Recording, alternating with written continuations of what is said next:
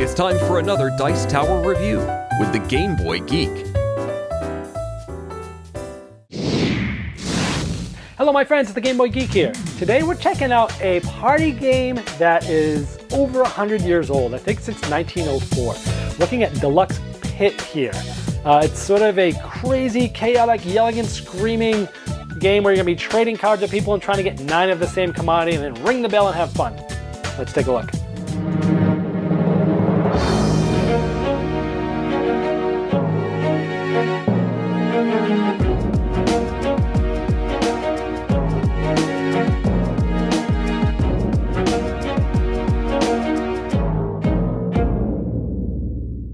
The game of Pit comes with 8 different commodities: sugar, soybeans, wheat, barley, oats, coffee, corn, and oranges.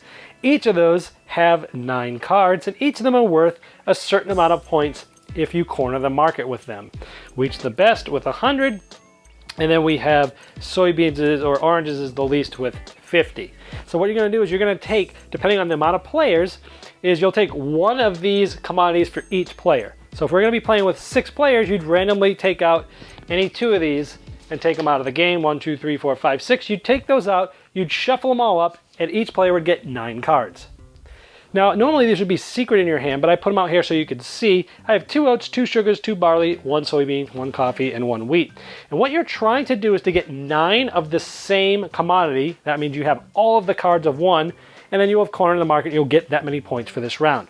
Now the trick is that everybody's trying to do the same thing as you, and it's all in real time and crazy loud. So once the round starts, you can ask people how many cards you want to trade with them. So I might be yelling 2, 2, 2, and everyone else is yelling 2 or 1 or 3. And you look for someone who's also got 2. Let's say I want to trade these 2, and someone goes 2, 2, 2, and I go, okay, 2. I put these 2 in front of them, and then they give me 2 cards back. So maybe they give me these 2 cards.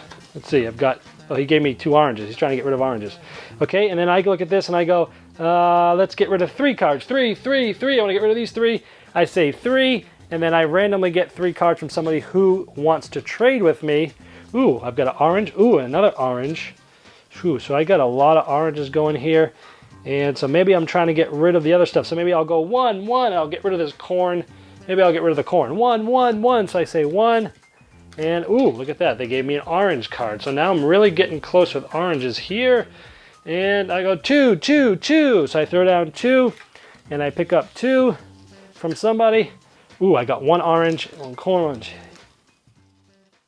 So I've got a lot of oranges and I just need to get 3 more. And you will continue to do this. Everyone's screaming at once. It's kind of nuts. You really have to see it to believe it. And you're trying to do that until you get all the oranges. Now, if I get all oranges, I then hit the bell and say, corner the market on oranges. And I would win the round and I would get 50 points and then we'd start it all over again. Now, the bull and the bear are sort of a built-in expansion, if you will. 2 of the players will get 10 cards instead of 9.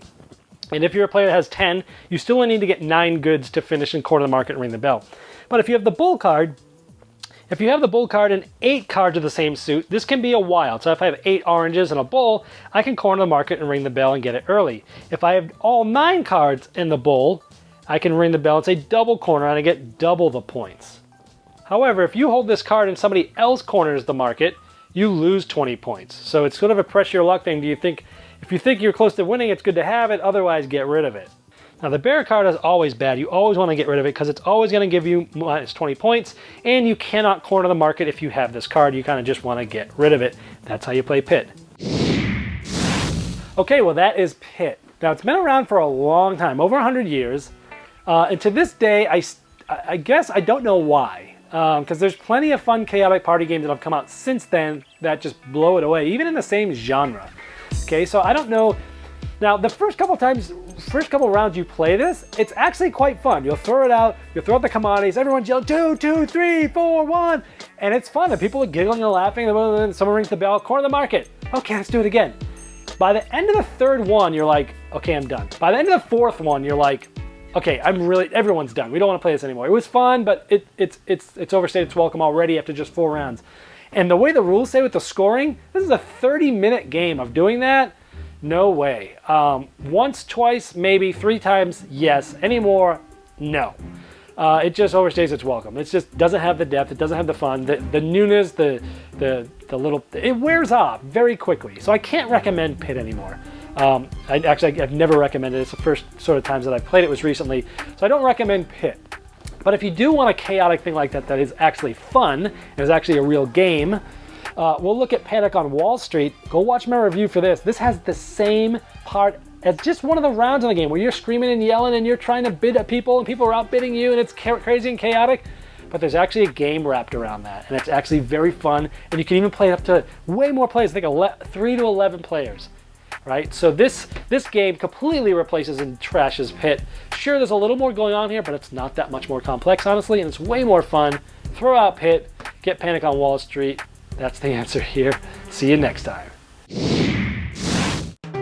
Thanks so much for watching the Dice Tower videos. Find more great videos and reviews, as well as our top-rated audio podcast at Dicetower.com. You can also find other great shows at Dicetowernetwork.com. I'm Eric Summerer, and you've been watching The Dice Tower. The Dice Tower is sponsored by Cool Stuff Inc., where you can find great games for great prices. Cool stuff in stock. Check them out at CoolStuffInc.com.